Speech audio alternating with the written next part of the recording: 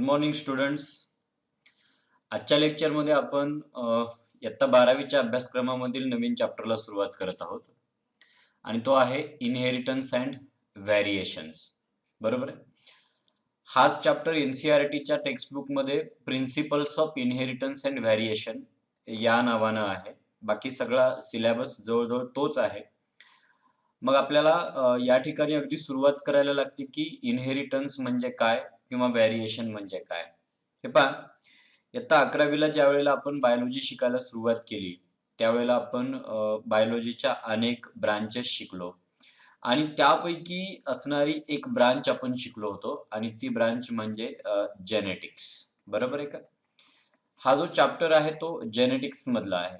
जेनेटिक्सचं basic introduction किंवा basic पाया जो आहे जेनेटिक्सचा तो आपल्याला ह्या चॅप्टरमध्ये शिकायचा आहे. आपण त्यावेळेला एक डेफिनेशन केली होती जेनेटिक्सची. Genetics is the branch of biology that deal with the study of heredity and variations. Heredity आणि व्हॅरिएशन्स याचा अभ्यास करणारी बायोलॉजीची जी ब्रांच आहे त्या ब्रांचला आपण जेनेटिक्स असं म्हणतो. हेरिडिटी यालाच आपण इनहेरिटन्स असं म्हणतो. म्हणजे एका पिढीमधील कॅरेक्टर दुसऱ्या पिढीमध्ये पास होणे. थोडक्यात what is mean bye heredity पुढे आपण व्याख्या घेऊच आहे, परंतु अगदी थोडक्यात मी या ठिकाणी लिहितो. हेरिडिटी किंवा इनहेरिटन्स म्हणजे काय, तर ट्रान्समिशन ऑफ कॅरेक्टरचं ट्रान्समिशन होणं from one generation to next generation, from generation to generation. एका पिढीमधील कॅरेक्टर दुसऱ्या पिढीमध्ये पास होणे याला आपण काय म्हणतो तर इनहेरिटन्स म्हणतो. बरोबर आहे. आणि व्हॅरिएशन म्हणजे काय, दोन पिढ्यामध्ये असणारे बदल म्हणजे differences between parents and offspring. त्याचबरोबर सेम पेरेंटच्या ऑफस्प्रिंग मध्ये असणारे बदल. आणि या सर्व गोष्टींचा अभ्यास करणारी बायोलॉजीची जी ब्रांच आहे that branch is called as a genetics. अगदी जेनेटिक्सचा पाया ज्यावेळेस पासून रचला गेला त्याच्याही अगोदरपासून खूप पूर्वीपासून माणसाला एका गोष्टीची माहिती होती पहा, की हे जे व्हॅरिएशन्स आहेत ना, हे जे बदल आहेत ना, या बदलाचं कुठंतरी मूळ कशामध्ये आहे तर ते आहे सेक्सुअल रिप्रोडक्शन मध्ये. म्हणजे जे बदल होतात ना ते बदल म्हणजे एका पिढीपेक्षा दुसऱ्या पिढीमध्ये होणारे जे बदल आहेत ते कुठंतरी सेक्सुअल रिप्रोडक्शनच्या वेळेला होतात. बरोबर आहे. आणि मग हे बदल का होतात, बदल होतात त्याचबरोबर काही कॅरेक्टर आहे असे पुढच्या पिढीमध्ये पास होतात. म्हणजे या दोन्ही गोष्टी का घडतात, नेमकं ह्याच्या माग काय प्रिन्सिपल्स आहेत याचा शोध घेण्याचा प्रयत्न अनेक शास्त्रज्ञ करत होते. बरोबर आहे का? आणि मग त्यापैकीच एक शास्त्रज्ञ ग्रेगॉर मेंडेल ज्यांचं नाव आहे, त्यांनी ऍक्च्युअली ह्या इनहेरिटन्सची प्रिन्सिपल सुरुवातीला शोधून काढली आणि त्यामुळे जे ग्रेगॉर मेंडेल आहेत त्यांना आपण म्हणतो फादर ऑफ जेनेटिक्स. त्यांना फादर ऑफ जेनेटिक्स या नावानं आपण संबोधतो. बरोबर आहे. कोण? ग्रेगॉर मेंडेल. मेंडेलच्या एक्सपेरिमेंटशी रिलेटेड एक चॅप्टर इयत्ता 10वीच्या अभ्यासक्रमामध्ये पण तुम्ही शिकलेला आहात. त्यामुळं मेंडेलची ओळख तुम्हाला आहे, त्यांच्याबद्दल थोडक्यात तुम्हाला आयडिया आहे. बरोबर आहे का? त्यांची बायोग्राफी आपण अगदी थोडक्यामध्ये शिकणार आहोत, कारण की ती 10वीला थोडक्यात झालेली आहे म्हणून फक्त रिवाइज करायची, 12वीच्या सिलेबस मधून जरी कमी केलेली असेल तरी. बरोबर आहे. मग या चॅप्टर मध्ये आपल्याला नेमकं काय शिकायचं, की ह्या इनहेरिटन्स माग किंवा हेरिडिटी माग काय प्रिन्सिपल्स आहेत. How the characters are transmitted from one generation to next generation. एका पिढीतले कॅरेक्टर दुसऱ्या पिढीत कसे ट्रान्सफर होतात हा एक मुद्दा आपल्याला शिकायचा आहे. By following which principle the characters are transmitted. आणि दुसरा मुद्दा, even though the characters are transmitted from generation to generation, then why offspring or progeny they are different from the parent. म्हणजे पुढची पिढी ही पेरेंट पेक्षा वेगळी का आहे या पण गोष्टीचा अभ्यास आपल्याला या चॅप्टर मध्ये करायचा आहे. बरोबर आहे का? त्यामुळे अगदी सुरुवातीला 3 व्याख्या की ज्या मी या ठिकाणी ऑलरेडी एक्सप्लेन केल्या. What is mean bye genetics? Genetics is the study of heredity and variation. Heredity याला आपण थोडक्यात अनुवंश असं म्हणतो. इनहेरिटन्स. बरोबर आहे. एका पिढीतील कॅरेक्टर दुसऱ्या पिढीमध्ये पास होणं त्याला हेरिडिटी किंवा इनहेरिटन्स असं म्हटलं जातं. याचा अभ्यास प्लस व्हॅरिएशन्स म्हणजे बदल डिफरन्सेस याचा अभ्यास करणारी बायोलॉजीतली जी ब्रांच आहे दॅट इज द जेनेटिक्स. बरोबर आहे का? त्याच्यानंतर पुढं इनहेरिटन्सची definition. What is mean by inheritance or heredity? The transmission of genetic information. आता ही आपल्या टेक्स्टबुक मध्ये दिलेली डेफिनेशन आहे. मी अगोदर म्हणत होतो की ट्रान्समिशन ऑफ कॅरेक्टरचं एका पिढीतून दुसऱ्या पिढीमध्ये ट्रान्समिशन. खरं आपण म्हणतो की कॅरेक्टर ट्रान्समिट होतात, परंतु जे ग्रेगॉर मेंडेल आहेत, फादर ऑफ जेनेटिक्स, यांनी सांगितलं एका पिढीतून दुसऱ्या पिढीमध्ये कॅरेक्टर ऍज सच ट्रान्सफर होत नाहीये. मग काय ट्रान्सफर होतं? तर ते कॅरेक्टर रेग्युलेट करणारी इन्फॉर्मेशन आहे, जेनेटिक इन्फॉर्मेशन आहे, ती एका पिढीमधून दुसऱ्या पिढीमध्ये जाते. म्हणजे ती पहिल्या पिढीमध्ये जेनेटिक इन्फॉर्मेशन असते, त्यामुळे त्या पिढीमध्ये ते कॅरेक्टर दिसत असतात. आता ही जेनेटिक इन्फॉर्मेशन पहिल्या पिढीतून दुसऱ्या पिढीमध्ये पास होते, म्हणून दुसऱ्या पिढीमध्ये त्या जेनेटिक इन्फॉर्मेशनमुळे पुन्हा ती कॅरेक्टर दिसायला लागतात. आणि म्हणून इनहेरिटन्स किंवा हेरिडिटीची करेक्ट डेफिनेशन अशी आहे की ट्रान्समिशन ऑफ कॅरेक्टर असं म्हणण्यापेक्षा transmission of the genetic information, or the genetic material, कारण हीच जेनेटिक इन्फॉर्मेशन कॅरेक्टर रेग्युलेट करते. Transmission of genetic information from generation to generation. एका पिढीतली जेनेटिक इन्फॉर्मेशन दुसऱ्या पिढीमध्ये ट्रान्समिट होणे, that is called as a heredity or inheritance. आणि पुन्हा लक्षात ठेवायचं, या जेनेटिक इन्फॉर्मेशन मुळेच आपले कॅरेक्टर रेग्युलेट केले जातात. Means our characters are regulated by genetic information which is present in our cell. म्हणजे माझ्या सेलमध्ये जी जेनेटिक इन्फॉर्मेशन आहे त्याच्यावरून माझी कॅरेक्टर ठरतात. प्रत्येक लिव्हिंग ऑर्गॅनिझमच्या सेलमध्ये जी जेनेटिक इन्फॉर्मेशन आहे त्याच्यावरून त्या लिव्हिंग ऑर्गॅनिझमची कॅरेक्टर ठरतात. आणि ज्या वेळेला हा लिव्हिंग ऑर्गॅनिझम रिप्रोड्यूस होतो त्यावेळेला ही जेनेटिक इन्फॉर्मेशन पुढच्या पिढीमध्ये ट्रान्सफर केली जाते. आणि त्यामुळं तिथं जाऊन त्या जेनेटिक इन्फॉर्मेशनमुळे पुन्हा ती कॅरेक्टर एक्सप्रेस होतात. बरोबर आहे का? आणि मग अशा प्रकारे एका पिढीतली जेनेटिक इन्फॉर्मेशन दुसऱ्या पिढीमध्ये पास होणं, that is called as a inheritance or heredity. आपण आपल्या भाषेमध्ये त्याला अनुवंश असं म्हणतो. Then the next part is variation. See what are variations? Variation कशाला म्हणायचं?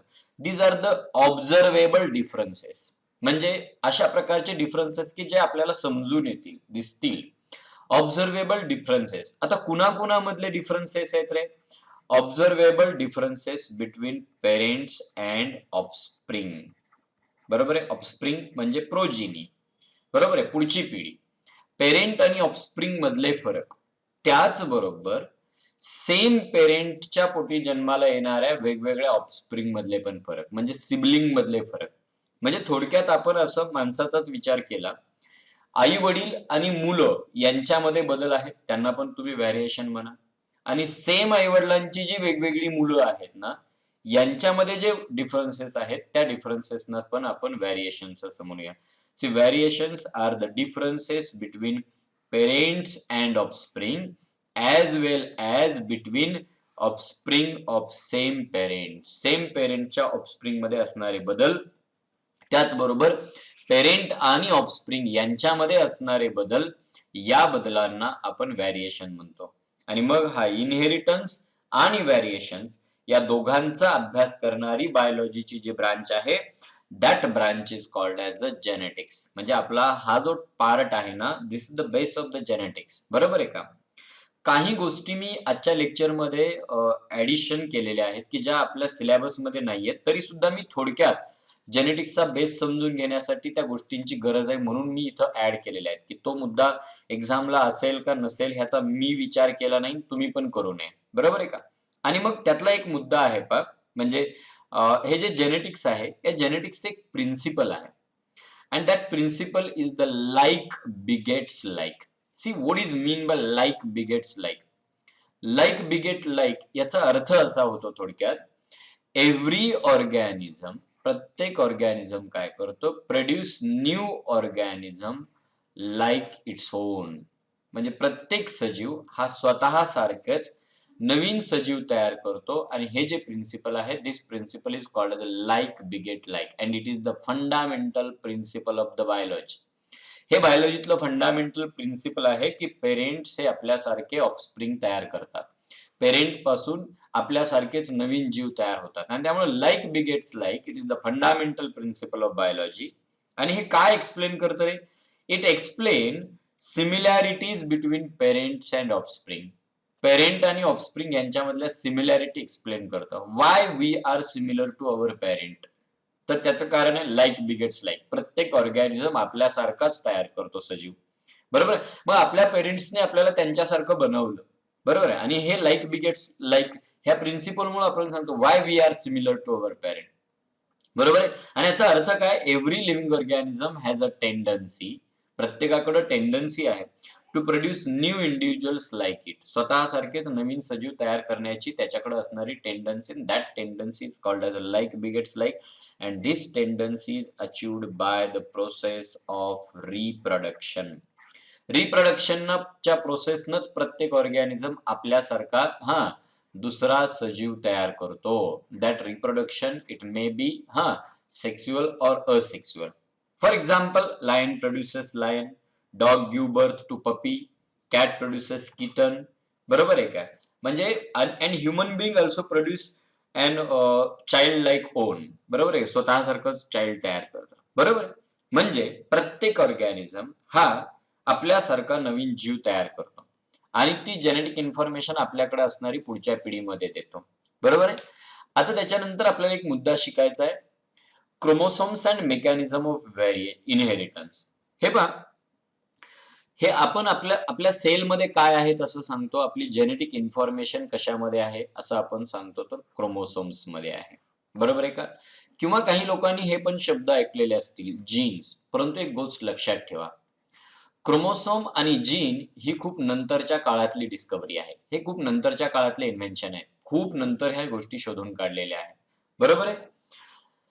या क्रोमोसोमचा आणि जीनचा शोध लागण्याच्या पण अगोदर इनहेरिटन्स किंवा हेरिडिटी मागचे जे काही प्रिन्सिपल्स आहेत, ती प्रिन्सिपल शोधून काढण्याचं काम मेंडेल यांनी केलं होतं. म्हणजे Mendel successfully discovered the principles of inheritance before the discovery of chromosomes and genes. Chromosomes आणि जीन्सच्या डिस्कव्हरीच्या पण अगोदर मेंडेलनं इनहेरिटन्सची प्रिन्सिपल शोधून काढली होती. म्हणजे Gregor Mendel, father of genetics असं आपण म्हणतो. बरोबर आहे. He gave a clear cut explanation. त्यांनी क्लिअर कट एक्सप्लेनेशन दिलं about the inheritance principle and he performed several experiments known as experiments on plant hybridisation. म्हणजे ग्रेगॉर मेंडेलनी प्लांट हायब्रिडायझेशन वरती एक्सपेरिमेंट केले, प्लांट हायब्रिडायझेशन एक्सपेरिमेंट केले. आणि या plant हायब्रिडायझेशनच्या experiments मधून त्यांनी प्रिन्सिपल्स ऑफ इनहेरिटन्सच्या प्रिन्सिपलचा शोध लावला. आणि ही इनहेरिटन्सची प्रिन्सिपल्स जगासमोर मांडली की by following these principles characters are transmitted from one generation to next generation, and he explained whole these principles before the discovery of chromosomes and gene. बरोबर आहे. ऍक्च्युली हा मेंडेल कोण होता? Mendel was a scientist born in Moravia in 1822. बरोबर. 1822 साली, 1822 ते 1884 असा त्यांचा लाईफ स्पॅन. 1822 साली मोराविया या ठिकाणी त्यांचा जन्म झाला. म्हणजे त्यावेळेला हा ऑस्ट्रियामध्ये रिजन होता. नाव इट इज इन झेक रिपब्लिक. हा झेक रिपब्लिक मध्ये हा पार्ट सध्या येतो. बरोबर आहे. या ठिकाणी जन्म झाला. After completing his school education and graduation he performed several hybridisation experiments. बरोबर आहे का? आणि हे जे हायब्रिडायझेशन एक्सपेरिमेंट्स आहेत 1856 सालापासून 1863 सालापर्यंत सलग 7 वर्ष प्लांट हायब्रिडायझेशन एक्सपेरिमेंट्स केले. ही परफॉर्म्ड मेनी एक्सपेरिमेंट्स. बरोबर आहे. 1856 ते 1863 या काळामध्ये त्यांनी एक्सपेरिमेंट केले, प्लांट हायब्रिडायझेशनचे एक्सपेरिमेंट. आणि मग त्या एक्सपेरिमेंटचे जे रिझल्ट आहेत ना, हे रिझल्ट 1865 साली जगासमोर एका पेपर मधून मांडले. Experiments on plant hybridisation. Experiments on plant hybridisation, की जो पेपर 1866 ला पब्लिश होऊन जगासमोर आला. बरोबर. 1866 साली त्यांनी इनहेरिटन्सची प्रिन्सिपल जगासमोर मांडली, but unfortunately his work remain unnoticed till his death and he died in 1884. बघा, 1865 साली आपलं काम, जेनेटिक्सची प्रिन्सिपल्स अशा प्रकारची आहेत हे जगासमोर मांडलं, परंतु अनेक लोकांनी ही प्रिन्सिपल्स त्या काळामध्ये ऍक्सेप्ट केली नाही. बरोबर. त्या काळचे जे शास्त्रज्ञ होते त्यांच्या डोक्यामध्ये ज्या गोष्टी होत्या त्यांच्या इमॅजिनेशनच्या पुढचे हे रिझल्ट्स होते आणि अनेक लोकांनी हे वर्क ऍक्सेप्ट केलं नाही. हे वर्क अननोटिस राहिलं आणि इन 1884 ही डाईड. बरोबर आहे. Then after his death in 1900, 1900 साली, मेंडेल्स वर्क वॉज रिडिस्कवर्ड. मेंडेलचं काम रिडिस्कवर केलं बाय 3 सायंटिस्ट. त्यापैकी एक आहे हिगो डी व्हराइज. हिगो डी व्हराइज. बरोबर आहे का. दुसरा शास्त्रज्ञ आहे त्याला आपण म्हणतो इरिक वॉन शेरमार्क.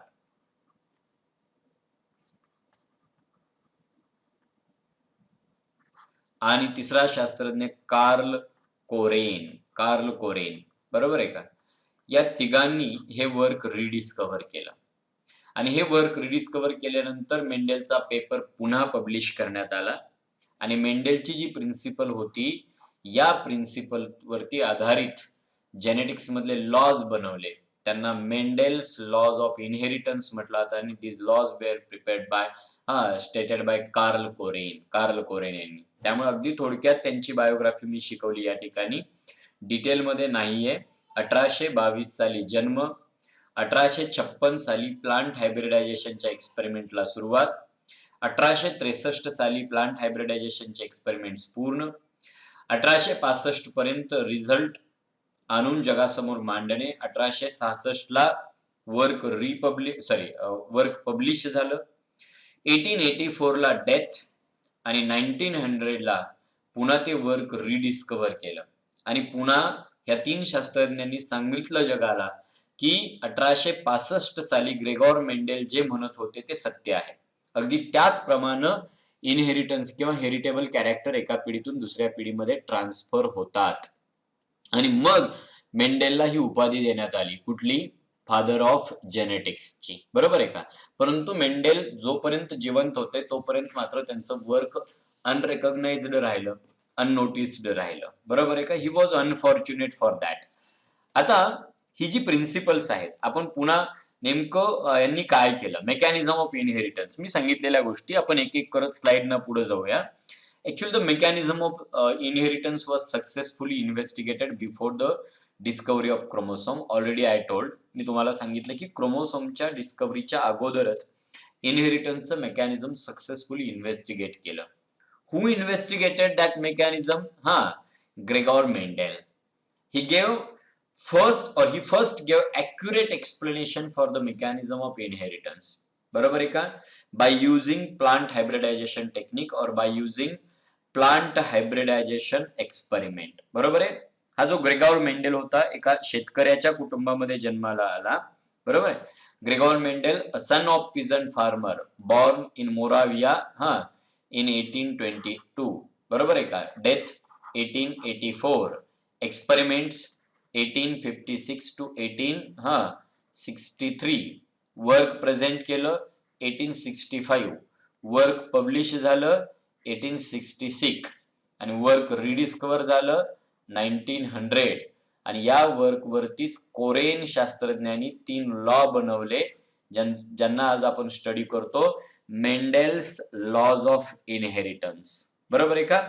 हे लॉज मेंडेलच्या प्रिन्सिपल वरती आधारित असल्यामुळं, हेरिडिटरी प्रिन्सिपल वरती आधारित असल्यामुळं त्या लॉजला कोरेननी मेंडेलचंच नाव दिलं. क्लिअर झालं इथपर्यंत. आता याच्यानंतर पुढं नेमकं काय केलं त्यानं, प्लांट हायब्रिडायझेशन मध्ये नेमकं काय केलं, पुढं डिटेलमध्ये मी एक्सपेरिमेंट्स घेणार आहे तरी थोडक्यात सांगतो.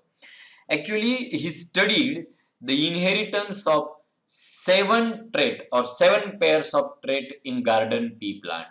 म्हणजे वाटाण्याच्या झाडामध्ये कॉन्ट्रास्टिंग ट्रेटच्या 7 पेअरचं इनहेरिटन्स त्यांनी स्टडी केलं. आता या सगळ्या गोष्टी येणार आहेत. ट्रेट म्हणजे काय, थोडक्यात आपण म्हणूया एखादं दिसणारं लक्षण, एखादं दिसणारं लक्षण की आपल्याला जे दिसून येतं. फॉर एक्झाम्पल काळा आहे, गोरा आहे, बरोबर आहे. किंवा वनस्पतीच्या बाबतीत विचार केला तर उंच आहे, छोटं आहे, फुलं लाल आहेत का पिवळी आहेत का पांढरे आहेत, हे कसे लक्षणं दिसतात आपल्याला, त्यांना थोडक्यात आपण ट्रेट असं म्हणतो. बरोबर आहे का? आणि मग अशा प्रकारच्या 7 pairs of trait they were selected by Gregor Mendel and he studied the inheritance of the 7 pairs of the trait and then find out some result. त्याच्यातून जे येणारे रिझल्ट होते ते स्टडी केले. आलेले रिझल्ट आहेत, त्याचा जो डेटा आहे, ही processed this data mathematically and statistically. Mathematically आणि स्टॅटिस्टिकली हा डेटा प्रोसेस केला.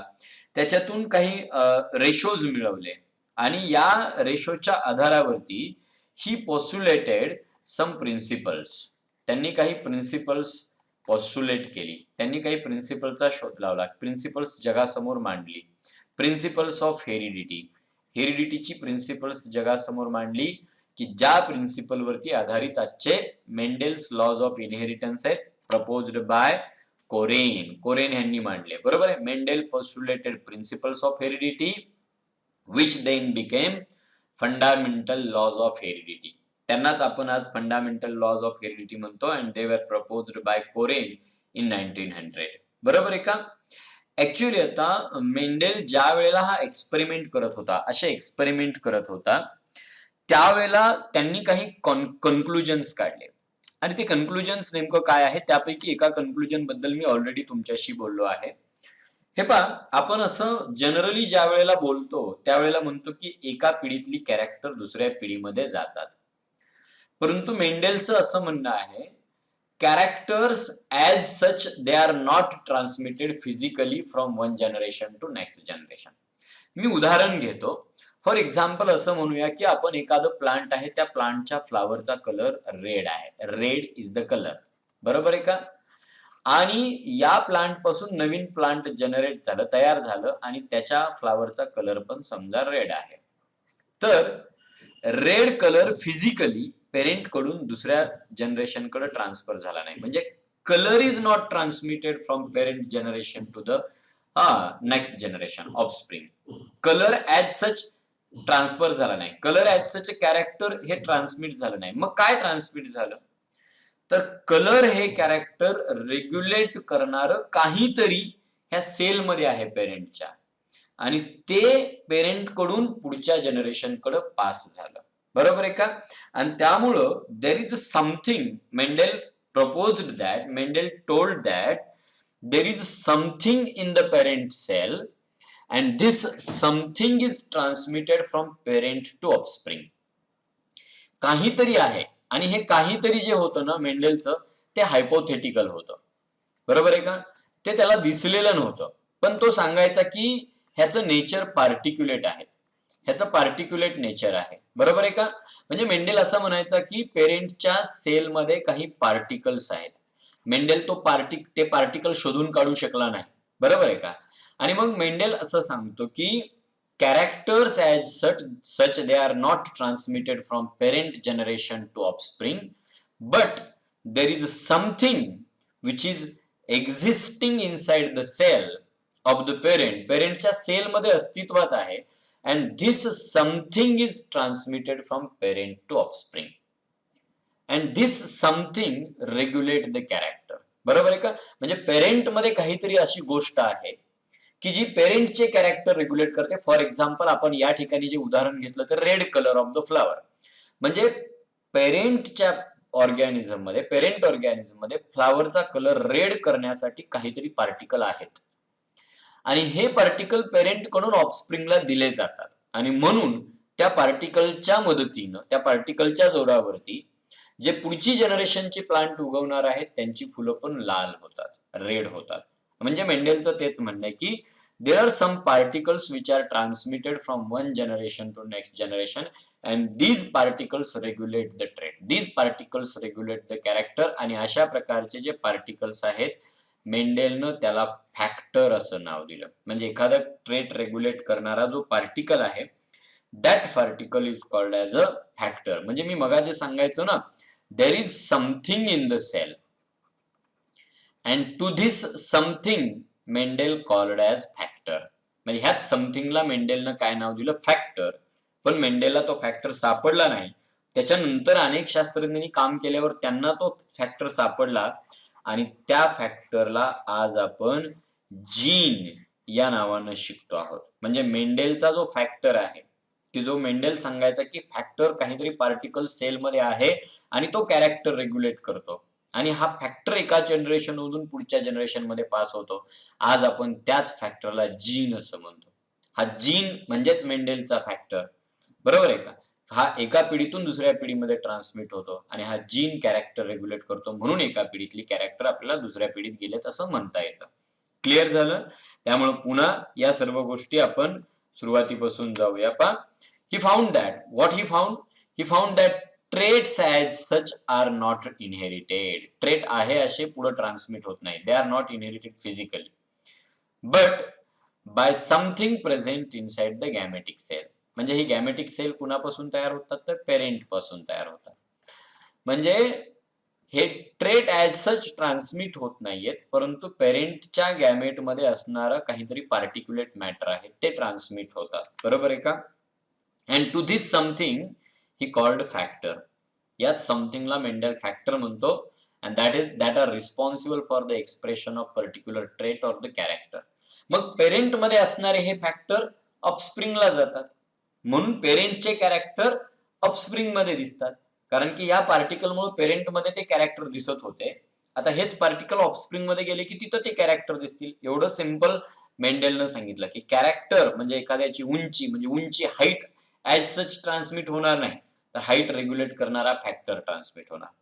कलर ऍज सच असं काहीतरी लाल रंगाचा आहे, काळ्या रंगाचा आहे, तो काळा रंग किंवा लाल रंग पास होत नाही, तर तो काळा किंवा लाल रंग रेग्युलेट करणारा फॅक्टर की ज्याला आपण आज जीन म्हणतो, तो पेरेंट मधून पुढच्या पिढीत ट्रान्सफर होतो आणि पेरेंट कडून तो आलेला असतो गॅमेट्स मध्ये. आपण सेक्सुअल रिप्रोडक्शन शिकलो त्यामुळे आपल्याला ह्या गोष्टी माहिती आहे. बरोबर आहे का? आता मेंडेल आणखीन काय सांगतो, आणखीन एक सांगतो की पेरेंटच्या ज्या डिप्लॉइड सेल आहेत ना, डिप्लॉइड सेल, या डिप्लॉइड सेलमध्ये हे जे फॅक्टर्स आहेत ना, फॅक्टर्स म्हणजेच मेंडेलचे particles, factors they are present in pair. Present in pair. हे फॅक्टर पेअर मध्ये आहेत. हे फॅक्टर जोडी जोडीमध्ये आहेत आणि जोडी जोडीमध्ये असणारे फॅक्टर कॅरेक्टर रेग्युलेट करतात.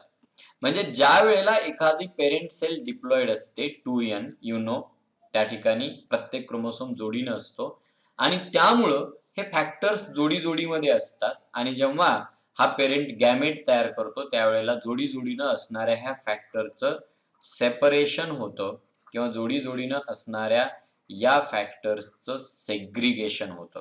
Segregation of the factors occur at the time of gamete formation. Process of gamete formation is गॅमेटोजेनेसिस. गॅमेटोजेनेसिसच्या वेळेला ह्यांचं सेग्रिगेशन होतं आणि म्हणून मेंडेलचं पुढचं सांगणं असं आहे, पहा मेंडेलचं पुढचं कन्क्लुजन असं आहे, ही प्रपोज्ड दॅट द फॅक्टर्स म्हणजेच particle which regulate the character, they are particulate in nature, म्हणजे पार्टिकल्स आहेत. and the Mendelian factors are now termed as genes. ह्यांना जीन्स म्हणतो. बरोबर आहे का?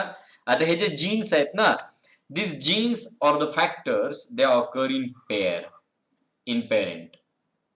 पेरेंट मध्ये हे जोडी जोडी नाही and they separate or they segregate, हे वेगळे होतात. कधी? at the time of gamete formation, before blending or before mixing with each other. म्हणजे ते कॅरेक्टर किंवा ते फॅक्टर जे आहेत ना, त्यांचे जे काही गुण आहेत ते गुण एकमेकांमध्ये मिक्स होत नाही.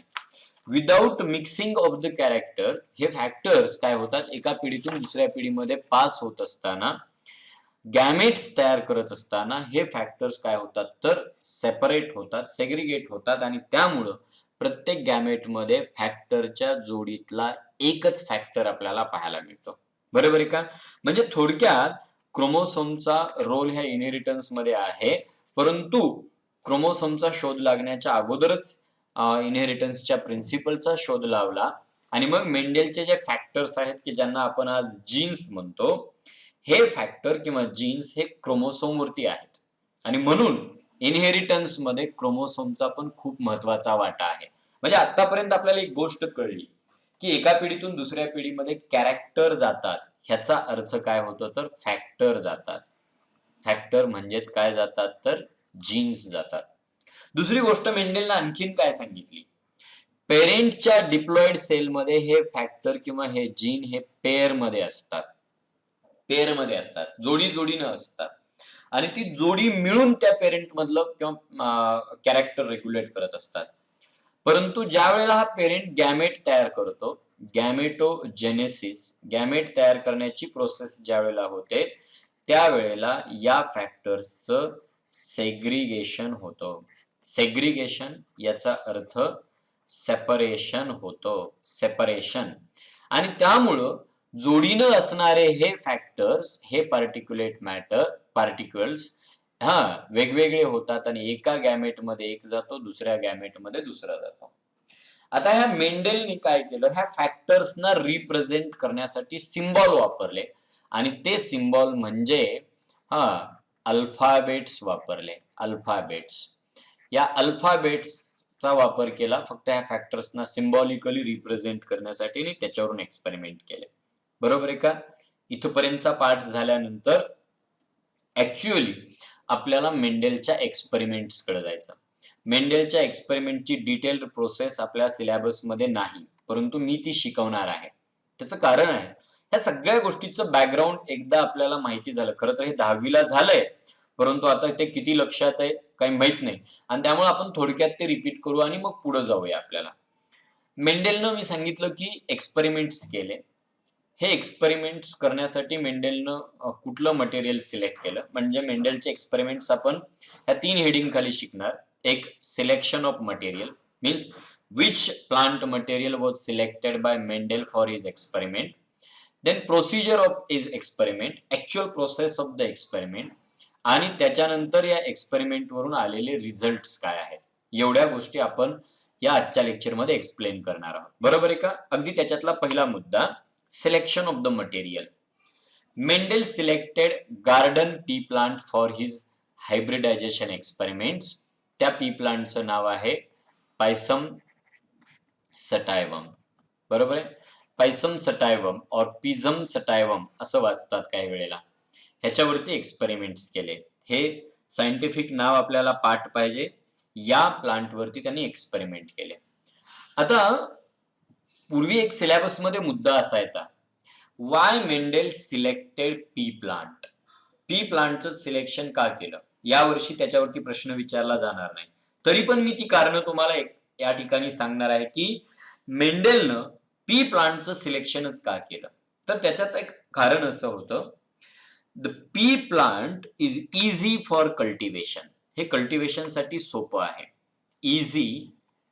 इझी फॉर कल्टिवेशन, कल्टिवेट करायला सोपं आहे. बरोबर आहे? ह्याच्यानंतर दुसरा एक मुद्दा होता, दुसरं एक कारण होतं, हे जे पी प्लांट आहे याचं जे लाईफ सायकल आहे, हे लाईफ सायकल अगदी 3 ते 4 महिन्यामध्ये पूर्ण होतं आणि त्यामुळे अगदी शॉर्ट पिरियड टाइम स्पॅन मध्ये जास्त जनरेशनचा अभ्यास करणं सोपं जातं. म्हणून मेंडेलनं पी प्लांट सिलेक्ट केलं. आणखीन एक महत्वाचा मुद्दा, हे पी प्लांट हर्बॅशियस आहे. हर्बॅशियस, हर्ब, हे छोटस राहतं, जास्त उंची वाढत नाही आणि त्यामुळं छोट्या प्लॉट मध्ये large number of plants can be cultivated. प्लांटची संख्या वाढवता येते. म्हणून मेंडेलनं पी प्लांटचं सिलेक्शन केलं त्याच्या एक्सपेरिमेंटसाठी, हर्बॅशियस असल्यामुळे. आणखीन एक, P plant produce many seeds, आणि अनेक सीड्स तयार केल्यामुळे जर काही व्हेरिएशन्स होणार असतील तर ते अनेक ऑफस्प्रिंग तयार झाल्यामुळे समजून येतील आणि त्यासाठी असे मॅक्सिमम ऑफस्प्रिंग तयार करणारं प्लांट मेंडेलला हवं होतं. बरोबर आहे का? ह्याच्यानंतर हे जे पी प्लांट आहे ह्याचे जे फ्लावर्स आहेत ना, दिस फ्लावर्स आर बायसेक्सुअल आणि या प्लांट मध्ये नॅचरल सेल्फ पॉलिनेशन होतं. नॅचरली सेल्फ पॉलिनेशन होतं आणि हे सेल्फ पॉलिनेशन होण्याचा एक फायदा असा की ते प्लांट प्युअर व्हरायटी मध्ये, प्युअर व्हरायटीमध्ये एखाद्या कॅरेक्टरसाठी मिळवता येतं. हे प्युअर व्हरायटी म्हणजे काय, प्युअर लाईन म्हणजे काय, होमोझायगस म्हणजे काय, आपल्याला पुढे येणार आहे. सध्या फक्त एवढं लक्षात ठेवा की नॅचरली सेल्फ पॉलिनेशन असल्यामुळे एखाद्या कॅरेक्टरसाठी ते प्लांट प्युअर फॉर्म मध्ये म्हणजे त्याच्यामध्ये अगदी सेम अलील असणार. आता हे अलील काय वगैरे ते सर्व गोष्टी पुढे होतील. बरोबर आहे. ह्याच्यानंतर फुलं ही मोठी आहेत आणि त्यामुळे त्या फुलांचं इमॅस्क्युलेशन करता येतं. इमॅस्क्युलेशन म्हणजे काय, रिमूव्हल ऑफ अँथर किंवा स्टॅमेन, मेल रिप्रोडक्टिव्ह ऑर्गन काढून टाकणे. का, तर मेंडेलला जे एक्सपेरिमेंट करायचे होते ते एक्सपेरिमेंट होते हायब्रिडायझेशनचे. Hybridisation experiment. हायब्रिडायझेशन एक्सपेरिमेंट मध्ये जे दोन पेरेंट आहेत त्यातला समजा एक मेल आणि एक फिमेल पेरेंट आहे, तर फिमेल पेरेंट मध्ये सेल्फ पॉलिनेशन झालं नाही पाहिजे. जर सेल्फ पॉलिनेशन झालं तर एक्सपेरिमेंट चुकतील आणि मग त्याच फुलातल्या पोलन ग्रेननी तिथलं पॉलिनेशन झालं नाही पाहिजे आणि ते होऊ द्यायचं नसेल तर ह्या बायसेक्सुअल फ्लावर मधले अँथर काढून टाकले की त्याच्यात फक्त फिमेल ऑर्गन राहतील. अँथर काढण्याची क्रिया इमॅस्क्युलेशन. बरोबर आहे. आता त्याच्यात फक्त गायनोसियम राहील आणि हा गायनोसियम राहिला की मेल प्लांटचे पोलन ग्रेन ह्याच्यावरती टाकायचे. म्हणजे ह्याच्यात जर अँथर राहिले असते तर तिथल्याच त्याच पोलन ग्रेननी ते पॉलिनेशन झालं असतं आणि हायब्रिडायझेशन एक्सपेरिमेंटचा जो उद्देश आहे तो सफल झाला नसता. आणि हा करण्यासाठी त्याच्यात जे अँड्रोशियम आहेत ते काढून टाकले. बरोबर आहे. किंवा स्टॅमेन काढून टाकले किंवा त्यांच्या फक्त टोप्या काढून टाकल्या, अँथर काढून टाकले. That process is emasculation. म्हणजे आता ह्याच्यात पोलन ग्रेन तयार होणार नाहीत ह्या फुलामध्ये, मग दुसऱ्या झाडाचे पोलन ग्रेन टाकता येते. म्हणजे इमॅस्क्युलेशन करणं हे सोपं आहे. बरोबर आहे का. आता आणखीन काही कॅरेक्टर्स होती, आणखीन काही कारणं होती मेंडेलनं पी प्लांट सिलेक्ट करण्यामागं. त्यापैकी एक कारण आहे की P plant was available in many varieties. Many varieties of contrasting trait और कॉन्ट्रास्टिंग कॅरेक्टर. कॉन्ट्रास्टिंग कॅरेक्टर्स असणाऱ्या, कॉन्ट्रास्टिंग ट्रेट असणाऱ्या अनेक व्हरायटीज मेंडेलला पी प्लांट मध्ये पाहायला मिळाल्या. आणि मग अनेक व्हरायटी, वेगवेगळ्या व्हरायटी पाहायला मिळाल्या की मग त्यांच्यामध्ये क्रॉस करून कुठलं कॅरेक्टर पुढच्या पिढीमध्ये पास होईल हे अभ्यास करणं सोपं जाईल, म्हणून त्यांनी हे पी प्लांट निवडले. हे जे व्हरायटीचे कॅरेक्टर होते ते एकमेकाच्या खूप विरोधी होते. उदाहरणार्थ मी काही उदाहरणं घेतो. एखादं प्लांट टॉल असेल तर दुसरं प्लांट डॉर्फ आहे. म्हणजे अगदी क्रॉस, व्हरायटीमध्ये खूप विरोधी आहे. इंटरमिजिएट ट्रेट नव्हते आणि त्यामुळं ऑब्झर्वेशन वरून कुठलं कॅरेक्टर पुढच्या पिढीमध्ये पास झालं हे सांगणं सोपं जावं म्हणून अशा कॉन्ट्रास्टिंग ट्रेट असणाऱ्या व्हरायटी सिलेक्ट केल्या. बरोबर आहे का. किंवा राऊंड सीड्स आणि व्रिंकल्ड सीड्स. बघा, ऑब्झर्वेशनवरून लगेच कळतात. असे इंटरमिजिएट शेपचे सीड नव्हते किंवा येलो कलरचे सीड आणि ग्रीन कलरचे सीड. बरोबर, इंटरमिडिएट कलर नव्हता आणि त्यामुळं या ठिकाणी अशा कॉन्ट्रास्टिंग व्हरायटी, कॉन्ट्रास्टिंग ट्रेटवाल्या व्हरायटी सिलेक्ट केल्या होत्या किंवा हव्या होत्या म्हणून मेंडेलनं पी प्लांट सिलेक्ट केलं. बरोबर आहे का. आणि आणखीन एक महत्वाचं, जरी हे प्लांट नॅचरली सेल्फ पॉलिनेशन असेल तरी ह्याचं आर्टिफिशियल क्रॉस पॉलिनेशन केल्यानंतर हे प्लांट सक्सेसफुली सीड्स तयार करतात. म्हणजे it can be artificially cross pollinated to form seeds. बरोबर, म्हणून मेंडेलनं पी प्लांट सिलेक्ट केलं. बरोबर आहे का. ही कारणं आहेत, एक्झामला विचारली जाणार नाहीत, परंतु आपल्याला एक्सपेरिमेंट थरली समजून घ्यायचा असेल तर इथपासून जायला लागेल की Mendel how he was curious. तो किती काळजीपूर्वक ह्या सगळ्या गोष्टी करत होता की मटेरियल सिलेक्शन पासून अनेक गोष्टींची काळजी मेंडेलने घेतली होती. That's why he succeeded in his experiment. त्याच्यामुळे त्याला सक्सेस मिळाली. बरोबर आहे का.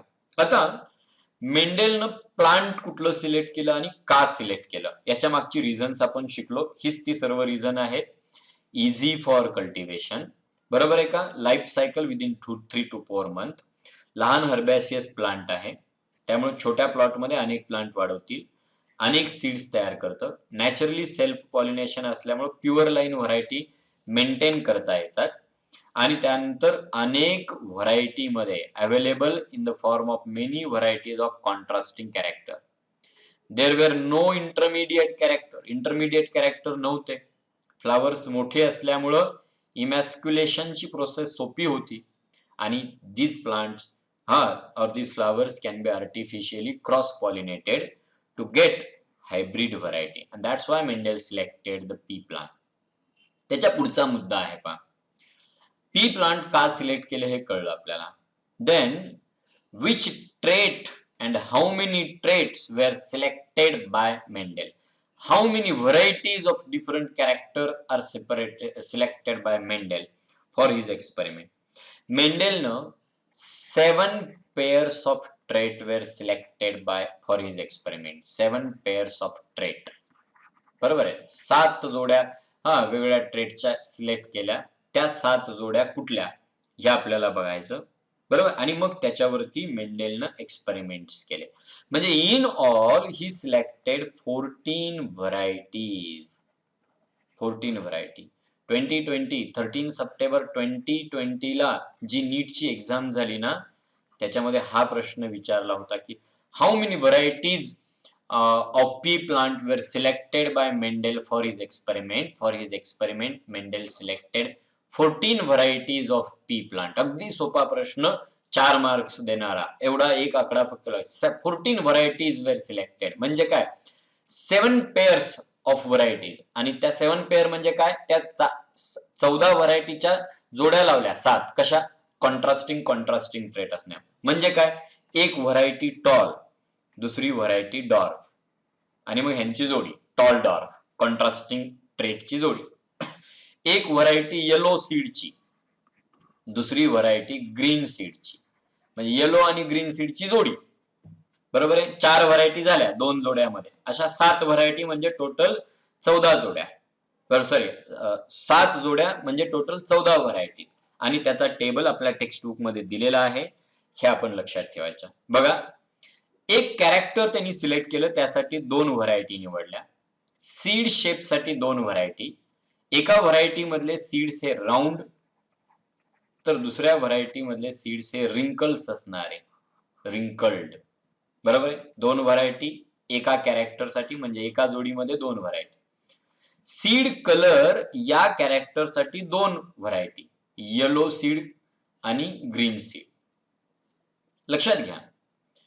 इन पॉड म्हणजे शेंगेचा आकार, पॉड शेप साठी 2 व्हरायटी, इनफ्लॅटेड, कॉन्स्ट्रिक्टेड, म्हणजे अशी फ्लॅट चपटी शेंग, आणि कॉन्स्ट्रिक्टेड म्हणजे अशा प्रकारे कॉन्स्ट्रिक्शन आहेत. आपल्याला ओळखता येतं सीड कुठं संपतंय आणि काय. Constricted variety. बरोबर आहे का. पॉडचा कलर बघा, ग्रीन आणि येलो. आपण सीड कलर मध्ये पण येलो ग्रीन होते, पॉड कलर मध्ये ग्रीन येलो आहे. फक्त डॉमिनंट रेसेसिव्ह मध्ये फरक आहे, पण मी ह्या डॉमिनंट रेसेसिव्ह बद्दल आणखीन जास्त बोललो नाही. बरोबर आहे का, त्याच्याकडे पुढे बोलेल. फ्लावर कलर साठी पर्पल आणि व्हाईट, किंवा कलर्ड आणि व्हाईट असं पण लिहिलेलं असतं काही पुस्तकांमध्ये.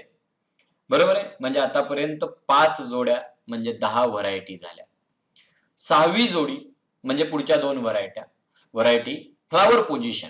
आता हे फ्लावर ऍक्झियल आणि टर्मिनल, ह्याचा अर्थ काय. समजा हे स्टेम आहे, ह्याचं हे पान आहे, आणि हे पान आणि स्टेम ह्याच्यातला अँगल आहे ऍक्झियल. ह्या अँगल मध्ये जर फ्लावर असतील तर त्यांना आपण ऍक्झियल फ्लावर्स असं म्हणतो. आणि आता ही फांदी आहे, आणि ह्या फांदीच्या टोकाला जर फुल आलं तर त्यांना आपण टर्मिनल फ्लावर्स असं म्हणतो. मग इथं दिसत आहेत टोकाला फुलं, टर्मिनल फ्लावर, ऍक्झियल मध्ये फुलं, ऍक्झियल फ्लावर. आणि 7वी जोडी टॉल पी प्लांट आणि डॉर्फ म्हणजे शॉर्ट पी प्लांट. अशा प्रकारचे 7 पेअर्स म्हणजे 14 varieties they were selected by Gregor Mendel for his hybridisation experiment on P plant. बरोबर आहे का. आणि ज्या ज्या वेळेला मेंडेलनी क्रॉसेस केले, त्या क्रॉसेस करत असताना ह्या 14 पैकी सुरुवातीला त्यांनी 2 व्हरायटी किंवा 2 व्हरायटी अशा घेतल्या की ज्यांच्याकडे कॉन्ट्रास्टिंग ट्रेट आहे. उदाहरणार्थ, एक व्हरायटी राऊंड सीडची घेतली की त्याच्याबरोबर क्रॉस करण्यासाठी व्रिंकल्ड सीडची व्हरायटी मेंडेलनं घेतली. जर एक व्हरायटी टॉल सिलेक्ट केली तर त्याच्याबरोबर क्रॉस करण्यासाठी दुसरी व्हरायटी डॉर्फ घेतली. एखादी व्हरायटी येलो सीडची घेतली तर त्याच्याबरोबर क्रॉस करण्यासाठी ग्रीन सीडची घेतली. बरोबर आहे का. अशा प्रकारे 7ही पेअर साठी मेंडेलनं सेपरेटली क्रॉसेस केले. म्हणजे 7ही पेअरचा इनहेरिटन्स स्टडी करण्यासाठी मेंडेलनं सेपरेट क्रॉस केले आणि मग त्याचे रिझल्ट्स मांडले आणि त्याच्यानंतर पुढच्या वेळेला त्यानं एकाच पेरेंटमध्ये 2-2 ट्रेट सिलेक्ट केले आणि त्यांच्या इनहेरिटन्सचा स्टडी केला. ते काय आहे ते पुढे येऊया. अगोदर फक्त हा टेबल. पुढच्या लेक्चर पासून आपल्याला सीड शेप साठी कुठले ट्रेट विचारले की सांगता आलं पाहिजे. Round and wrinkled. Seed colour साठी कुठले? Yellow and green. इनफ्लॅटन साठी कॉन्स्ट्रिक्टेड आणि पॉड शेप साठी inflated and constricted. Pod colour साठी ग्रीन आणि yellow. Flower colour purple white. Flower position axial terminal आणि प्लांटची height stem height tall dwarf. ह्या जोड्या तोंडपाठच पाहिजे. आता हा डॉमिनंट आणि रेसेसिव्ह का शब्द वापरला तर ह्याचा माग आपल्याला एक्सपेरिमेंट स्टडी करायला लागतो. तरी पण मी थोडक्यात इथं सांगतो. बाकीचा कन्सेप्ट डॉमिनंट रेसेसिव्हचा मी पुढे एक्सप्लेन करेल. पण इथं शब्द वापरले हा डॉमिनंट ट्रेट आणि हा रेसेसिव्ह. ह्याचा अर्थ काय मी थोडक्यात सांगतो. बाकी पुढे एक्सप्लेन करेल आणखी.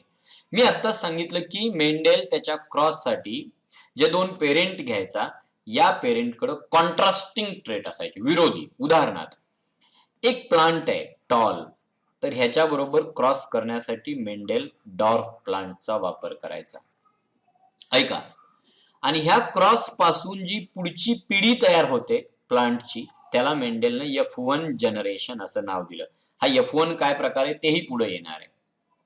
मेंडेलला असं पाहायला मिळालं की जर कॉन्ट्रास्टिंग ट्रेट असणारे प्लांट आपण क्रॉस केले तर दोघांपैकी एकाच ट्रेट, एकाच कॅरेक्टर, एकाच लक्षण पुढच्या पिढीमध्ये येतं. आणि ह्या क्रॉस मध्ये त्याला असं दिसलं की जेव्हा टॉल प्लांटचा क्रॉस डॉर्फ प्लांट बरोबर करू त्यावेळेला सर्व प्लांट टॉल येतात. म्हणजे ह्या F1 जनरेशन मध्ये दुसरं कॅरेक्टर दाबलं गेलं, डॉर्फ.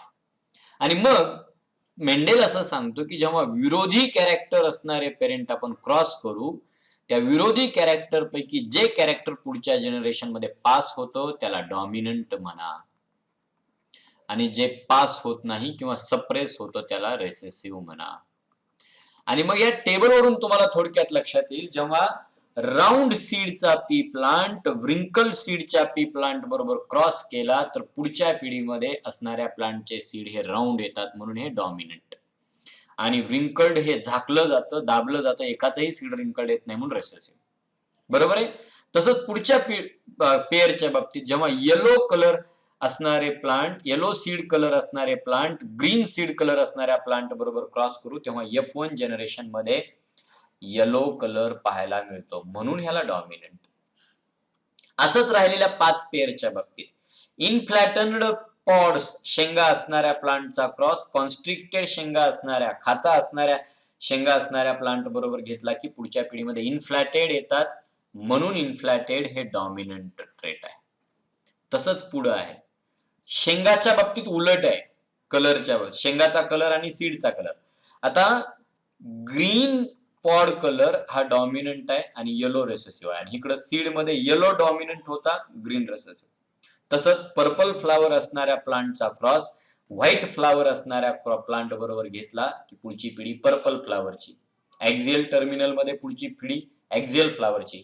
आणि टॉल डॉर्फ मध्ये मी सुरुवातीला सांगितलं पुढची पिढी टॉल स्टेम असणारी. म्हणून वरच्या रो मध्ये लिहिलेले सर्व ट्रेट हे डॉमिनंट ट्रेट आहे ते पुढच्या पिढीमध्ये दिसतात, तर खालच्या रो मध्ये लिहिलेले सर्व ट्रेट हे रेसेसिव्ह आहे. क्लिअर. ट्रेट सिलेक्शन झालं, पेरेंट सिलेक्शन झालं. आता ऍक्च्युअली एक्सपेरिमेंटची procedure of the experiment. Experiment मेंडेलचे 3 स्टेप मध्ये होते आणि त्या 3 स्टेप पैकी पहिली step selection of the parent. आता ज्या 14 व्हरायटी निवडलेल्या होत्या त्यापैकी कुठल्याही 2 व्हरायटी पेरेंट म्हणून मेंडेलनं सिलेक्ट केल्या. बरोबर आहे का. उदाहरणार्थ 14 पैकी एक व्हरायटी मेंडेलनं घेतली टॉल आणि ह्याच्या बरोबर क्रॉस करण्यासाठी दुसरी व्हरायटी घेतली डॉर्फ. बरोबर आहे. पुढे शब्द वापरलाय parent selection and obtaining pure form. Pure form करायचा म्हणजे काय करायचं. मेंडेल काय करायचं त्यानं सिलेक्ट केलेले टॉल प्लांट सलग 3 जनरेशन ह्यांचं सेल्फिंग म्हणजेच सेल्फ पॉलिनेशन करायचा आणि सलग 3 पिढ्या सेल्फ पॉलिनेशन करून तयार होणारे सीड्स कलेक्ट करायचा, पेरायचा. पुन्हा सेल्फ पॉलिनेशन, सीड कलेक्ट करायचे, पेरायचे. पुन्हा सेल्फ पॉलिनेशन, सीड कलेक्ट करायचे, पेरायचे. तयार झालेल्या प्रोजिनीपैकी सर्वच्या सर्व प्रोजिनी जर टॉल सापडल्या म्हणजे सेम कॅरेक्टर असणाऱ्या दिसल्या, ह्याचा अर्थ या कॅरेक्टरसाठी हे प्लांट प्युअर आहे.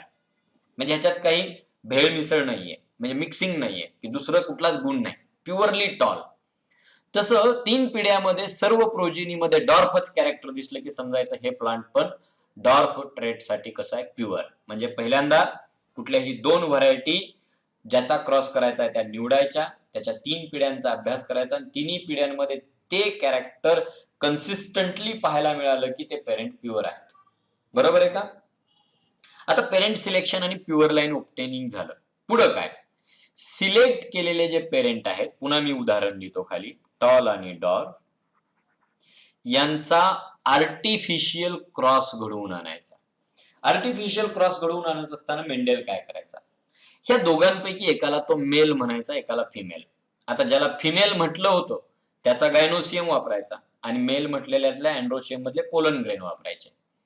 थोड्या वेळ आपण असं मानू की मेंडेलनं ह्या प्लांटला फिमेल म्हटलं, हा फिमेल आहे, फिमेलचा सिम्बॉल आहे, पुढे हे सिम्बॉल पण येणार आहे, आणि या डॉर्फला मेल म्हटलं. बघा, म्हणजे आता हे टॉल वरती पोलन ग्रेन टाकणार डॉर्फचे आणि मग ह्या टॉलचं तो अगोदर इमॅस्क्युलेशन करायचा. का? कारण की टॉल फुलातले अँथर काढून टाकले जर नाहीत तर त्याच फुलाचे पोलन ग्रेन तिथं पॉलिनेशन घडवून आणतील.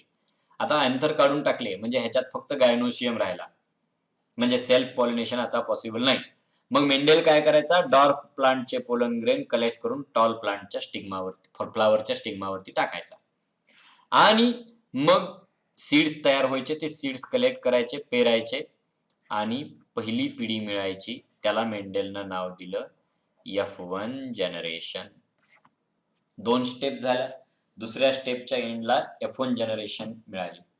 मेंडेल सलग 3 पिढ्यांचा अभ्यास करायचा प्लांटच्या. पहिली सिलेक्ट केलेली पिढी पी, पेरेंटल. ह्याच्यानंतर आता ह्या पेरेंट मध्ये क्रॉस कडून आली ती F1 फिलियल जनरेशन, ऑफस्प्रिंगची पहिली पिढी. आता त्याच्यानंतर तिसऱ्या स्टेपला मेंडेल काय करायचा? ह्या F1 इंडिव्हिज्युअल जे मिळालेले आहेत ना, ह्या F1 इंडिव्हिज्युअलचं सेल्फिंग करायचा. सेल्फिंग याचा अर्थ काय? Self pollination. कुणाचा? F1 इंडिव्हिज्युअलचा. कशासाठी? To get F2 generation.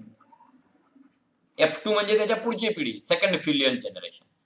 आणि मग 3 पिढ्या बघा, एक पेरेंटची, ऑफस्प्रिंग मधली F1 आणि ऑफस्प्रिंग मधली F2, अशा 3 पिढ्यांमध्ये ते कॅरेक्टर पास कसं झालं, कुणामध्ये झालं ते अभ्यासायचं. हे मेंडेलच्या एक्सपेरिमेंटच्या स्टेप्स. पहिल्या वेळेला मेंडेल एक्सपेरिमेंट करत होता तेव्हा एका क्रॉसमध्ये एकाच कॅरेक्टरचा इनहेरिटन्स कसा होतो ह्याचा अभ्यास करायचा. पुन्हा एक एक कॅरेक्टर सेपरेटली अभ्यास करून झाल्यानंतर मेंडेल काय करायचा? जे 2 पेरेंट सिलेक्ट करायचा त्यातल्या 2 ट्रेटचा जोड्या अभ्यासायचा. म्हणजे एकाच वेळेला सीडचा कलर आणि सीडचा शेप दोन्हीचा अभ्यास करायचा. आणि त्याच्यानंतर मेंडेलनं 3-3 ट्रेटच्या जोड्या एका वेळेला निवडल्या होत्या. बरोबर आहे का?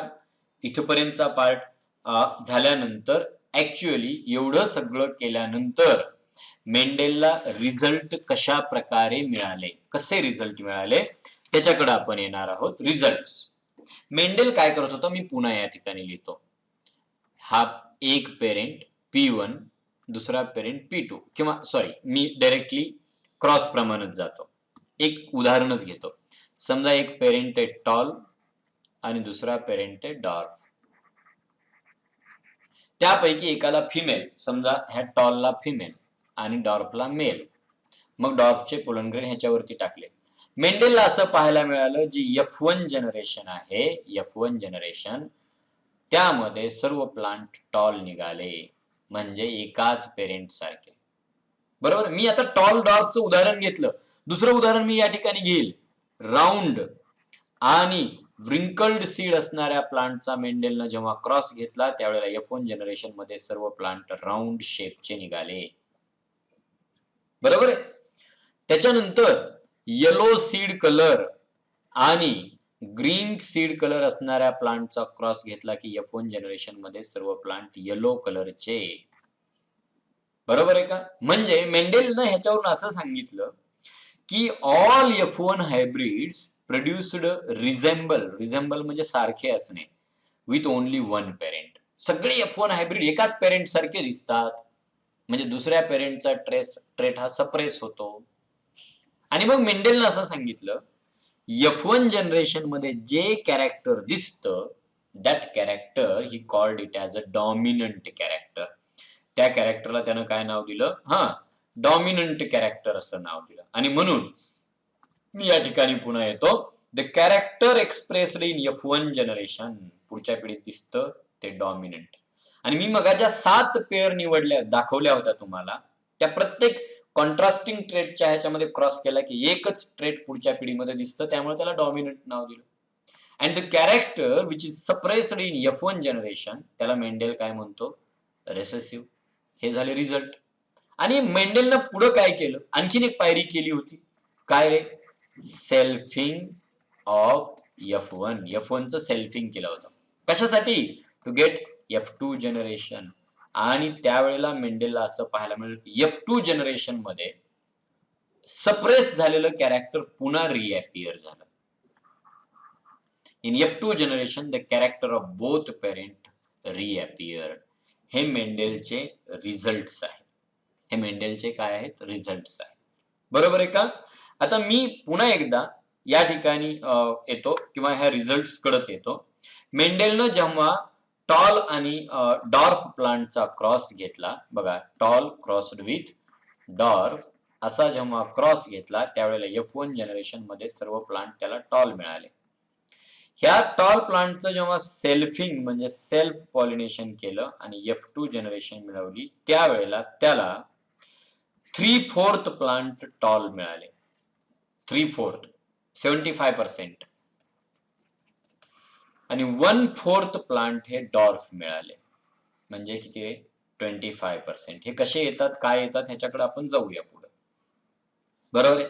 हे मेंडेलचा एक्सपेरिमेंट आणि त्याचे रिझल्ट. आणखीन एक मुद्दा, ह्या सर्व एक्सपेरिमेंट्स वरून कन्क्लुजन काढण्यासाठी मेंडेल का यशस्वी ठरला? आणि मग तो एक मुद्दा आपल्या पुस्तकात आहे, तो रिझन्स फॉर मेंडेल्स सक्सेस. ह्याच्यावरून, याच प्रयोगांवरून मेंडेलनं प्रिन्सिपल्स मांडली हेरिडिटीची. ही प्रिन्सिपल्स पुढे शिकायचे, मेंडेलचे क्रॉस आणखीन पुढे शिकायचे. आपण फक्त सध्या बेसिक गोष्टी शिकतोय. मेंडेलच्या सक्सेस मागचं पहिलं कारण, एक्सपेरिमेंट्स वेर केअरफुली प्लॅन्ड. खूप काळजीपूर्वक प्लॅनिंग केलं होतं.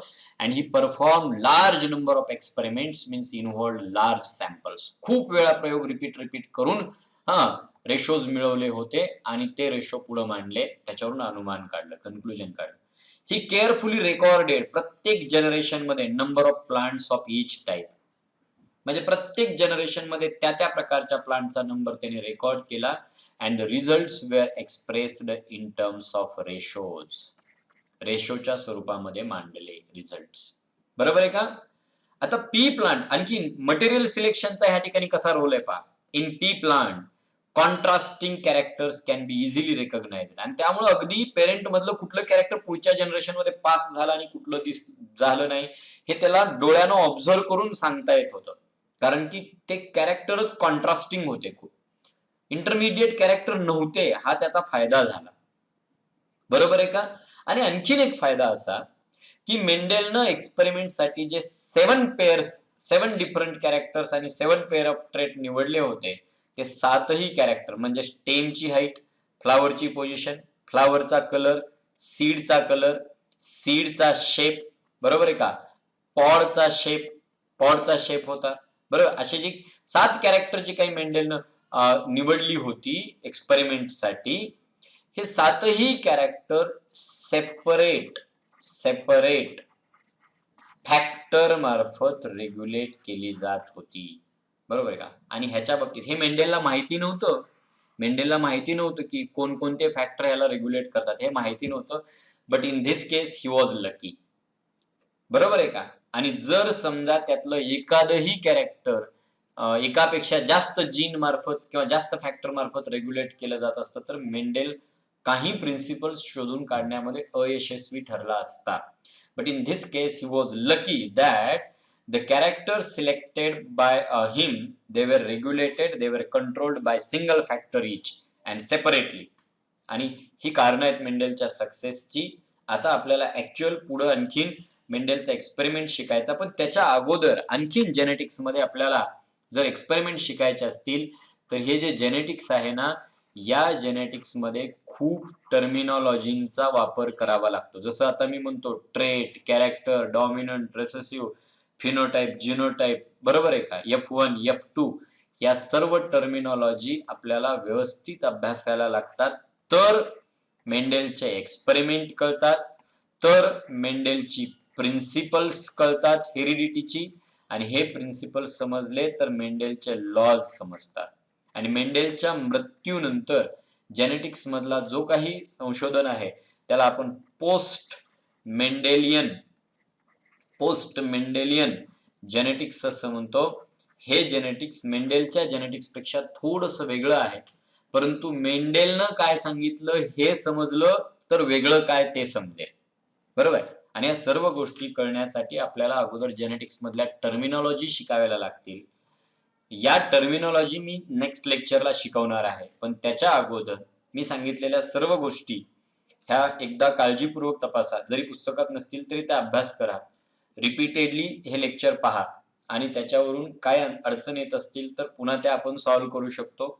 डायरेक्टली कम्युनिकेट करून आपण त्याची उत्तरं मिळवू शकता तुम्ही. त्याबद्दल मी पुन्हा तुम्हाला गाईड करेल, परंतु एवढी हे लेक्चर रिपीटेडली बघून नेमकं जेनेटिक्सचा सुरुवातीचा भाग कसा आहे तो पक्का करा आणि मग पुढच्या लेक्चरला आपण टर्मिनॉलॉजी शिकूया. या लेक्चरमध्ये आपण इथंच थांबूया. ओके.